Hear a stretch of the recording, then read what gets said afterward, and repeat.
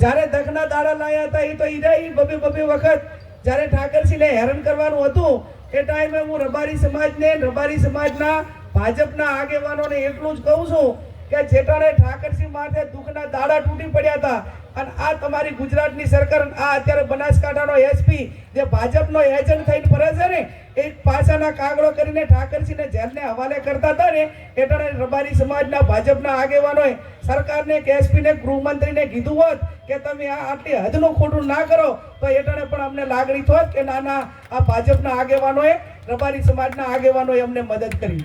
પણ એ ટાઈમે તો આ રઘુભાઈ હતા, એ ટાઈમે અમિત ચાવડા હતા, એ ટાઈમે શક્તિસિંહ ગોહિલ હતા, ભાઈ કિરીટભાઈ હોય, આ અમૃતજી હોય કે બધા ધારાસભ્યો કોંગ્રેસના જેટલા હોય ને એટલા કલેક્ટર ઓફિસમાં જઈને આવેદન પત્ર આપીને મારા ભાઈ રઘુભાઈએ એવું કીધું હતું કે બંધારણીય હોદ્દા ઉપર બેઠેલા લોકોને હું આ મીડિયાના માધ્યમથી કહેવા માંગુ છું કે તમે બંધારણીય હોદ્દા ઉપર બેઠા છો એની ગરિમા હાચવો અને આ ઠાકરસિંહ રબારીને એકલો ના સમજો, આ રઘુ મેરાજ એની હાથે છે. આ વાત જ્યારે મીડિયા સમક્ષ કીધી અને આખી કોંગ્રેસ મેદાને આવી. આમાં ક્યાંક મારા ભાઈને ઠાકરસિંહ વચ્ચે જેલમાં આવવું પડ્યું છે અને એના ઉપર કેસ થયો છે, પણ ઠાકરસિંહ ભાઈને થરાદની જેલમાં જામીન ભરીને એ ટાઈમે જેલમાંથી જામીન લાવીને ગેનીબેન ઠાકોરે ગાડીમાંથી બેહાડી અને આ પોલીસવાળો તો એ ટાણે આ મેલો ભોગોની બધા સાક્ષી છે. જામીન મળ્યા પછી પણ પાછળ પડ્યા હતા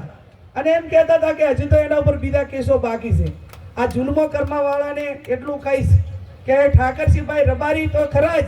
પણ ઠાકરસિંહ એ ગેનીબેનનો ભાઈ હોય